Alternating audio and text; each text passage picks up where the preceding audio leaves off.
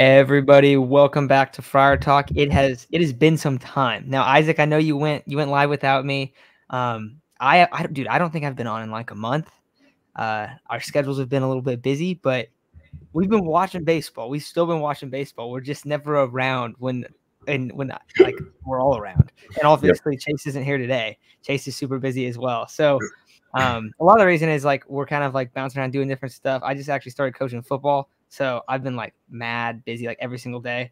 And then I'm always like, one of us will be like, all right, we should record today. Okay, that sounds good. And then something happens, then we can't record. So we found some time Tuesday night, talk about the San Diego Padres. I'm pumped about it. I I feel like I've been watching, like, even though I've been busy, like it's a little bit easier for me to watch just because it's like the game started like 10 o'clock. Like I just go home and just stay up late for the most part. Mhm. Um, this team, dude, this team has been awesome. This team is, heading into the year, like just kind of a quick recap, and then we'll talk about like where they're at playoff wise. But heading into the year, it was like, dude, you just came off this massively disappointing year. You trade Juan Soto, you get some pieces, and it's like, oh, like you're replacing Juan Soto with Jurickson Profar. You just weren't clutch last year.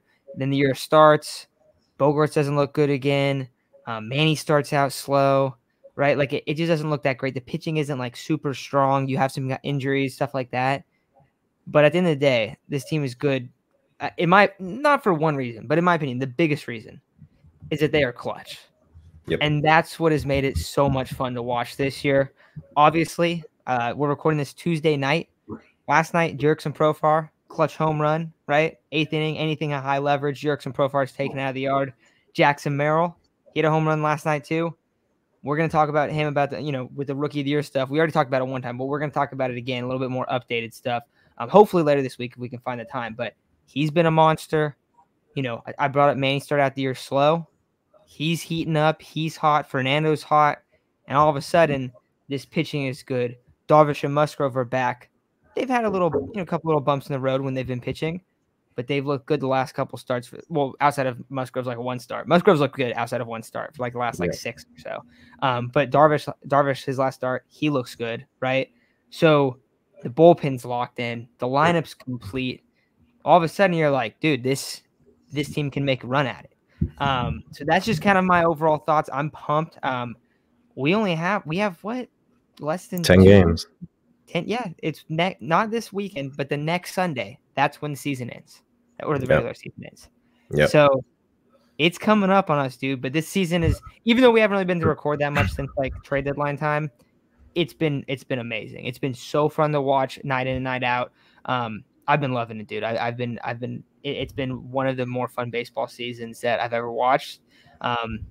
Basically, there's like three. There's like the COVID year 2 years ago, and then this year. Those are kind of, not trying to be like negative, but those are kind of the only good ones, to be honest. Like I still enjoy watching, but like those are the only true like good seasons. No, you're right. Yeah, absolutely, you're right. But it's been awesome, dude. And I don't know, like how have you felt about this team? Because to me, it's just like every time they're down, every time they're in the hole, anything that's happening, like it's like, oh, someone's gonna clutch up. And it feels like 80-90% of the time that's what ends up happening. Yeah. Yeah, for sure. No, I mean, it's been so much fun to watch. And like you said, man, this is the most fun I've had watching the Padres. I think last year, of course, it went 83-79, missed the playoffs, despite coming off an NLCS appearance and trading for Juan Soto, getting Fernando back, signing Xander Bogaerts, having a good rotation, a Cy Young Award winner, having Josh Hader, all that. It didn't come to fruition. They ended up losing 79 games, missing the playoffs. And last year, every time I tuned into Padres baseball last year, I didn't have fun because I knew that every game from like June on was super important. It felt like the playoffs, they were in the playoffs halfway through the season because they were losing so many games. And there was no sense of urgency. It just felt super flat for the Padres. Every time they'd get down in the game, we knew they lost. And that was probably the most frustrating part, is every time they got down in the game, they ended up losing the game. They rarely came back. Not only that, but their success with runners in scoring position was atrocious, one of the worst marks in MLB history, I believe. And it's a completely different team this year. This is probably the best team when it comes to clutch situations and runners in scoring position. Don't quote me on that, but I'd assume they're top 5. In a year where you definitely felt like it wasn't going to be a potentially 90-win season, right? Because at the beginning you had Fernando, and you felt comfortable with Fernando. Manny, he was coming off a down year. Xander was coming off a down year. Granted, Xander's still not looking that great.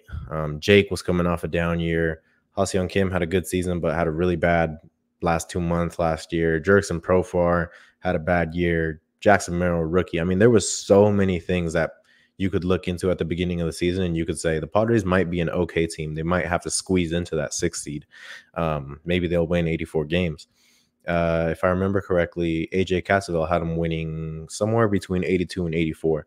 And I think that's where we were too, because we just didn't feel comfortable with the lineup, man. But now you look at the lineup and it's like, hey, Higgy's having an amazing season back there as our catcher. Campusano was supposed to be the guy, but shoot, I don't care who the guy is as long as they're producing at the plate, and that's Kyle Higashioka right now.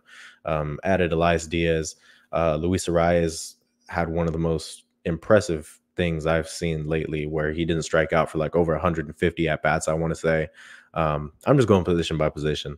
Jake Cronenworth slides back over to second base, doesn't miss a beat defensively. At the plate, I haven't checked his stats over his last 7 or 15 games, whatever it is, but he's at a 720 OPS right now. His hot start in the beginning, he was at like a 820 or so, and he's fell 100 points in the OPS category. So he's definitely not been very hot at the plate. You're just hoping that, because you know how Jake Cronenworth has he's a streaky hitter. He has that really hot streak, and you're just hoping that he's saving that for the stretch run or the playoffs. Xander Bogaerts slides back over to shortstop.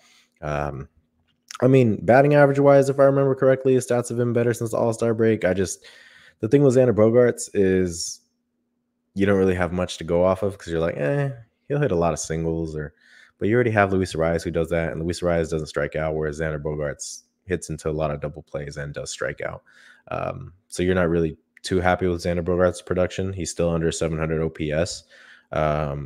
I understand that his season was shortened due to injury, but you'd hope that, for a guy that was signed to so much money and got so much time off because of injury, and it's not his fault he was injured, but I know a lot of people can attribute the wrist injury to his failure or to his continued slump.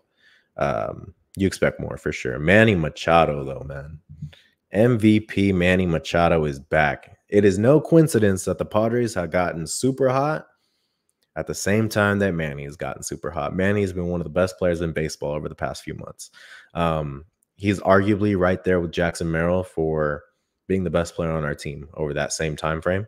Manny Machado's playing great defense right now. He's mashing. He's got I think in June, he only had 6 home runs or something like that. And then over his past 40 or 50 games, I don't know how many it is, he has 20. So he's on a rampage right now, man. He's super impressive right now. This is the Manny that we need going into the playoffs. I'm super happy with the production there. Jerkson Profar had been in a slump, goes 4 for 4 yesterday. Super happy to see Profar go 4 for 4, because I was getting scared for a little bit, but still over an 800 OPS, looking fantastic. And my rookie of the year front runner, Jackson Merrill, still looks like an absolute superstar. Gold glove type defender, super clutch at the plate, arguably this season's team MVP. I mean, there's nothing you can say bad about Jackson Merrill, man. He looks fantastic. Great base runner, great hitter. He's clutch. He can hit for contact. He can hit for power. It's a bad time to be in a rookie of the year race with someone that's generational like Paul Skeens. But truly, if I had to pick, and I know it's going to be biased because I'm a Padres fan, but it's got to be Jackson Merrill, and then you get Fernando back. And Fernando's been doing good as well. So you're super happy with the lineup right now. Padres are at around a 90 to 95% chance to make the playoffs.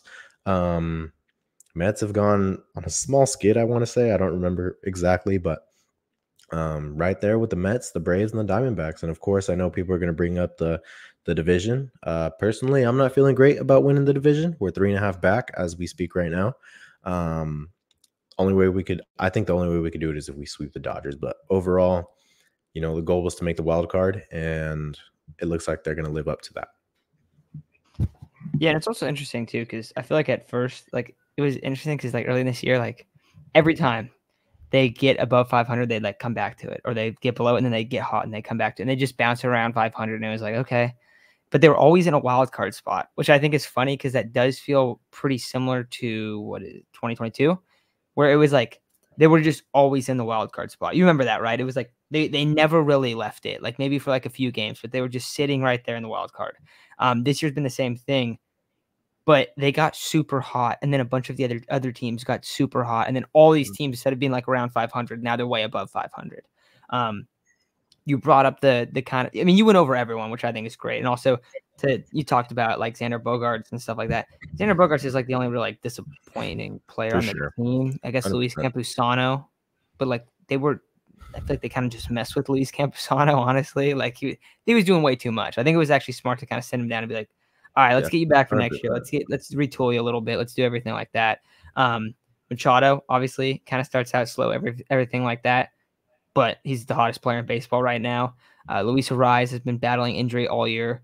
When the Padres traded for Cease and Arraez, we talked about it. It was like, okay, like once the Arraez trade happened, we were like, okay, now we think that they should be a playoff team. Like that this moves him into that spot, like roster wise. Yeah. And even though like right now you look at it and you're like, okay, well they're in the top wild card spot by 3.5 games, right? Doesn't seem that crazy, but if you actually watch the team, you're like, oh, this team's nasty. Like this team is really good. You brought up kind of the playoff odds. So this is according to Fangraphs, which this part right here, I'm not gonna lie, this part terrifies me. But it says the Padres have a 99.6% chance to make the playoffs. I don't know if you guys. I mean, I remember 2010. Don't want to remember that. I remember seeing stuff when I was a little kid where I was like truly heartbroken as a little kid, just watching that stuff go down. So I do not want to have that happen. I'm not going to listen to Fangraphs too much, but I want to bring up the odds that they have. Because I do think it's like a lot of it is statistics based. Yeah. With that, they have a 7.9% chance to win the division and a 6.9% chance to clinch the bye, which, if we're being honest, that's kind of the only point of winning the division. The reason it's like that is because you also have to beat out the Brewers, and the Padres are neck and neck right now with the Brewers. They're like a game back or something like that, right? Like it's super close. Another interesting one is to win the World Series, they're 9.9%, which I don't know if you know this, but that's third in the NL statistic-wise. Yeah. Third highest in the NL, and it is fourth highest in the MLB. Yeah, I mean, Fangraphs likes the Padres, dude. Well, it's not just Fangraphs, man. It's everyone. I saw Buck Showalter came on to, I want to say it was MLB Now. I don't really remember. Granted, I don't like listening to guys that old, but either way, right? Buck Showalter, manager of the year, whatever. He's got a bunch of accomplishments. Buck Showalter said the team that he wouldn't want to face right now in the playoffs is the San Diego Padres.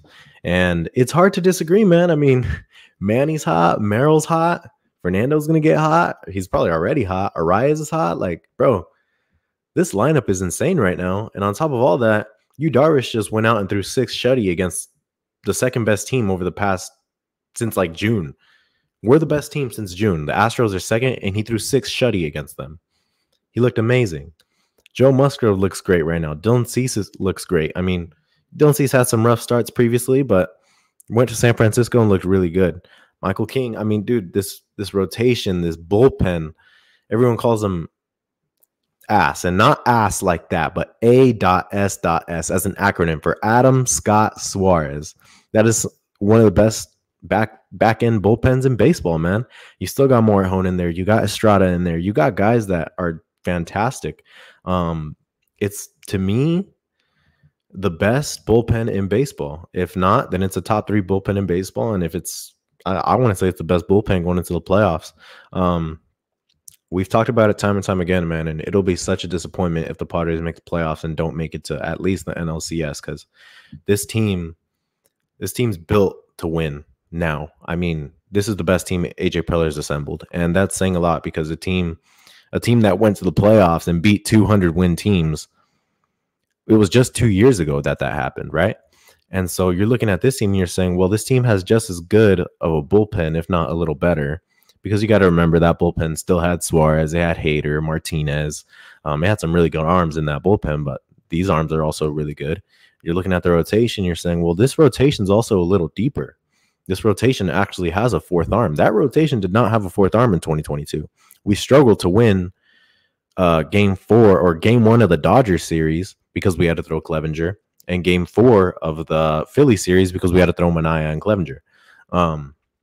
This year, you're saying, well, shoot, if we get to that point, we get to throw Michael King or Dylan Cease or Yu Darvish, Joe Musgrove, whoever the hell's left out. I don't know who's going to be left out.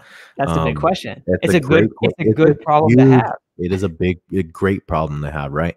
And so then you're looking at the lineup and you're like, well, that lineup didn't have, I mean, granted, this lineup doesn't have Juan Soto, but that lineup didn't have Fernando Tatis Jr., right? That lineup had a hot Manny Machado. This lineup is also currently having a hot Manny Machado. I do have to interrupt real quick. To be fair, to be just honest, this lineup doesn't have Trent Grisham. We don't have this lineup has Jackson. Oh, dude, playoff Grish was nasty, bro. That was the Trent Grisham that I thought we were gonna get like his entire career here, bro. I thought we were gonna get like just a Jackson Merrill type guy or that playoff Grish type guy. But Jackson Merrill, dude, this guy's built for a playoff atmosphere, bro. And that's the thing with this team. It feels like they're built for the playoffs. Tatis hasn't gotten to be in the playoffs yet like this. This is going to be his first time. 2020, sure, you can count that. This is going to be Fernando's first time in the playoffs in a 162-game season, and I think he's built for it. Same thing for Merrill. Profar's been there. Manny's been there. Xander's been there. HSK, Jake, they've all been there, right? But this is the best team I've seen AJ Preller assemble, and quite frankly, this is going to be their best chance to win the World Series. So I was thinking about like what to name this video, right? Because like we're coming out, we haven't talked in a while. It's like, okay, we want to talk about this. We want to talk about Merrill. Obviously, there's like little stuff to chat about. Like maybe before the playoffs, we'll kind of do like, okay, here's the rotation. Here's about, stuff like that, right? Because I think that's a very interesting one. What are your 3 that you would start? How would you do your playoff rotation? Very interesting. We don't got to get into that today, but it's like that's when we have to really think about it once the time comes, right? Yeah, it's rough. So, but I'm thinking about, okay, what should we name this video? I think you kind of just said it, dude. The Padres are built to win the World Series. Does that mean that, oh yeah, they're gonna win it? No, and that's not like oh, that's our take. They're gonna win it. Like it's like no, but this is a team that's completely built to do that. They have more depth. They have the depth. They have the full lineup. Last night, I forget who it was, but one of the announcers said they came out and they were like, I think it was Tony. I think Tony said it. That like it's rare to see the 7 through 9 not hit because they weren't hitting. And he's like, it's so rare to see that. Like that never really happens. Yeah, that's the thing. That's what we've noticed. Where last year, like we're talking about how much of a polar opposite team this is. Last year, never, dude. Nothing from the bottom line. Everyone's left on base. Like horrible, man. And that's just the drastic difference. So this year it's been amazing to see that. And I also think like the pitching rotation, that stuff, dude, it's so much better. Like you're gonna have a big problem there, a big good problem there. It's a great problem. But dude, it's interesting because they're just set up. They're set up so well. I do want to kind of bring up the scenarios of what they look like for the playoffs right now, because that's also a huge thing with this is, okay, to win a World Series, to win a championship in any sports, having a really, really good path is the best way, right? Like we know that. Like that's one of the biggest things. You see that especially in like the NFL and like because it's like and baseball too. Maybe not baseball as much, but like I feel like you still do. Like lately the wild card teams have been, but you have these teams in buys. Like historically, like those teams go way farther in the playoffs. Historically, you look at any championship, March Madness, whatever it is, and it's like, oh, it's a 1 and a 2 seed every single time. Like, oh, like you know what I mean? Like, and in the NFL playoffs, it's like, oh, a team that has a bye, yeah, that helps them a lot. Like there's always a team with a bye in the Super Bowl. The Padres right now are sitting 3.5 games in the top wild card spot. They are 2.5 games over the Diamondbacks, and then they're 4.5 games over the Braves, who are looking outside in of the playoffs right now, right? So scenarios are you stay in this spot, you're going to play the Diamondbacks round 1 or the Mets or whoever it is that swaps in there in San Diego. That's big. In my opinion, that's big. Also, Isaac, I'm muting you because I'm getting a little bit of feedback, just so you know. That would be good. That's still, you still have to play a 3-game series, right? Okay, scenario number 2. I'm going to do this one. You win the division, but the Brewers win more games than you. You don't jump the Brewers. So you're the 3rd team. You don't get a bye. You play the 4th wildcard team. My opinion, kind of a wash. Like, kind of a wash. The next one is that you win the division and you get a bye. And that is what the Padres really, really, really need to do. And the reason why this is so big, and Isaac, you already said that you're like, I don't think it's going to happen. I mean, the numbers agree with you. It says there's a 7.9% chance it's going to happen. However, what really comes down to is, are you going to sweep the Dodgers next week? And right now the Dodgers are playing and they're tied. They're losing now. All right, now we're talking. So I was watching this game before we hopped on. It was 4-0. The Marlins were winning, and then it became 4-4. And now the Marlins are up 7-5. So they're kind of in the back and forth there. But say they lose tonight, Padres win tonight, 2.5 games back. Okay, now we're talking. Now it's getting real questionable. Now it's getting real dicey. Are the Brewers losing? I hope they're losing, because that's the other thing. Like, you really, really, really got to root for the Brewers to lose. In my opinion, you're rooting for 3 things right now. And I know everyone's like looking at the Braves and the Diamondbacks and the Mets. I'm sorry, but the Padres have to take care of business. If they're a championship caliber team, then they're going to take care of business in these next 2 weeks. That's the way I see it, right? That's the way that I feel like it should be kind of thought about. So you take care of business as the Padres, and you root for the Brewers and the Dodgers to lose, and you jump them, and you sweep the Dodgers, and you take the division. You take the division, 5-game series. We just talked about that great problem you have is you have 4 guys to pitch. You have an absurd advantage now. An absurd advantage in the divisional round, because you get to throw your 1 through 4, and you get to pick another guy for the 5th game. You're 1 again. You go 1, 2, 3, 4, 1. And the other team is not going to be able to throw some of their top guys until way later. So you can just come out, you can just rip 3. And if you rip 3, boom, you go to the champion, like the NLCS, right? Well, then you get to throw your 4th guy as the 1, and then you go back 1, 2, 3, 4. Like, then you're so set. You never have to even like worry about anything going wrong. Maybe a guy's not pitching well. You can pull him. You can send in another guy. You don't have the fatigue. You get to throw your good bullpen guys in, and your pitching staff is in such a better spot. So that's the priority right now, is winning the division. You want to win a championship, the best possible thing that can happen is you get that division. It doesn't really matter if they're not going to jump the Phillies. I don't really care if they jump. I don't care if they're the 1 seed. I just care about getting the bye. The bye is the biggest thing, because a 3-game playoff is tough, man. Like, you could have an error. You know what I mean? Like, the margin for error is so slim. So that's kind of my biggest focus on these last couple weeks. But yeah, what do you think, Isaac? 'Cause I know you think it's like, maybe not happening.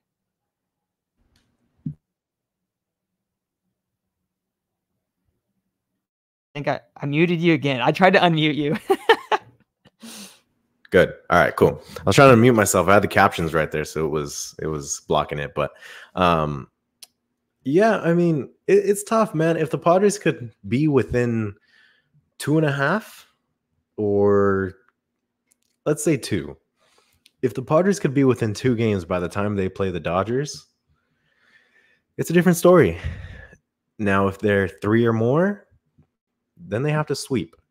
And I'm not, I don't, of course, I think the Padres can sweep the Dodgers, man. I think the Padres have just as good a roster as the Dodgers. I think they're better pitching. They have better pitching depth. They got better pitching in general. But it's hard to sweep that team. It is incredibly hard to sweep a team like the Dodgers, who honestly, they don't go away, bro. Like, they could, as bad as their pitching staff has been, that lineup has been cranking home runs left and right. Their slugging over the past few weeks has been insane. They got guys like, I have never seen Tommy Edman hit this many home runs in such a short time frame, and he's doing it. So yeah, that's a scary lineup. But for sure, I mean, they have a chance, man. The Padres unfortunately went on a little skid where they lost some ground in the NL West, but they're right back in there. Unfortunately, there's only 10 games left, and going into tonight, you might be only 3 games back, and if you win, suddenly you're 2.5 games back. So again, I don't know how possible it is, man. Fangraph, like you said, Fangraph says under a 10% chance. It's not very likely. The Dodgers are hot right now. So I don't know how good I feel about it. However, if we're talking like the road to the playoffs, dude, having to face the Diamondbacks, then the Dodgers, and then maybe the Phillies is fucking rough. That is so hard. And don't get me wrong, like going any team's road to the playoffs or any team's road to the World Series is going to be tough. The Diamondbacks last year had to play the Brewers, Dodgers, Phillies, and they went. They were just super hot. And I would argue Diamondbacks, Dodgers, Phillies is harder because that Dodgers team didn't have Shohei Ohtani. That the Brewers, come on, man. Or any pitching, exactly. The Brewers, like, nobody's scared to face the Brewers in the playoffs. So, yeah, man. I mean, this schedule, this road to the World Series is tough, but the Padres kind of do good against these tough teams. So I'm feeling good. I'm feeling super excited. I'm hoping that I can go to a playoff game. But yeah, man, it's super exciting. Hopefully the Padres, by the time that Dodgers series comes, hopefully within 2 games, man. I think that would be a super interesting series if suddenly the Padres are right there with the Dodgers. Dude, within 2 games, that's a magic number, I feel like, right there. So as you were talking, someone scored on the Dodgers. So now it's 7-6. Like you're talking about them, like just coming back despite terrible pitching. It's in the 5th inning. It's 7-6. It's ridiculous. Little scoreboard note as we're recording this, right? We talked about all the teams. Braves are winning. Mets are winning, but the Brewers aren't and the Dodgers aren't. So that's good. That's good news right there. But yeah, it's really going to have to come. The Padres just need to keep balling out, really. But yeah, I mean, I feel like that's kind of like where it is. I will say one more thing that I think is important. Like you're talking about the playoff race, dude. The other thing is this team, like, forget the teams that you even match up in the playoffs. It's more about just your team's fatigue, because you get the extra games, like you get to like save a little bit, and also like that's like the potential path, right? For the path, if you get the bye, let's say you get the bye, you could, I don't remember which seeds stack up. I don't remember like how that goes exactly, but let's just say like it's like you end up playing the Mets in the first round. I don't know if that's the right team, but this could easily be what happens. Like, okay, the Mets win, they move up, then you play them, you have a bye, and then you play the Mets, and then like the Brewers win. It's like, I don't know, Isaac, you tell me, does Brewers Mets sound a little bit easier than Diamondbacks Dodgers Phillies? Like, because that's very possible to happen. That's the thing. Like it's so much more likely that that's what you get opposed to being on the other side of it, where it's like, okay, you're just really kind of hoping that the Brewers pull off an upset. Like that's what you're banking on. So that's where it gets like, okay, like this is where it gets like real tough. And this is where it gets so drastically different. It's in those paths to a championship. Either way, I feel like this team almost kind of, it doesn't matter. The environment's going to be there. It doesn't matter who you're playing. The environment's going to be there. And this team feels like they're built for that environment, which is making it so exciting. And that's why, like, end of the day, I told you I'm titling the video this team is built for a World Series. They have the depth. They have all this stuff. I'm only focused on this season right now, but I will say one thing. Next year, they're running it back with almost the exact same squad too, which is awesome. The year after that, it's going to get way more dicey. Yeah, dude. We didn't even bring up some of these guys' names, dude. Solano, Peralta, Ha-seong Kim he's hurt. Like, some of the other guys in the bullpen, like, this team is deep, dude. This is a different type of depth that we've seen with these teams. It's been so, with AJ Preller, it's been so top heavy and stuff like that. And this year, it feels like he finally figured that out of like, can't have these teams like this. We need depth. We need this. Hopefully, this is just what they keep the lineup, or like the rosters they keep building. That's what we hope that we see. But overall, man, I'm pumped, dude. We're gonna have an awesome playoffs.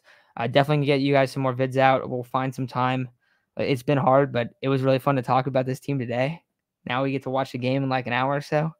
But Isaac, anything else you want to add before we take off? All right, guys. Thank you all for listening. We'll talk to you soon. Have a good one. Go Padres.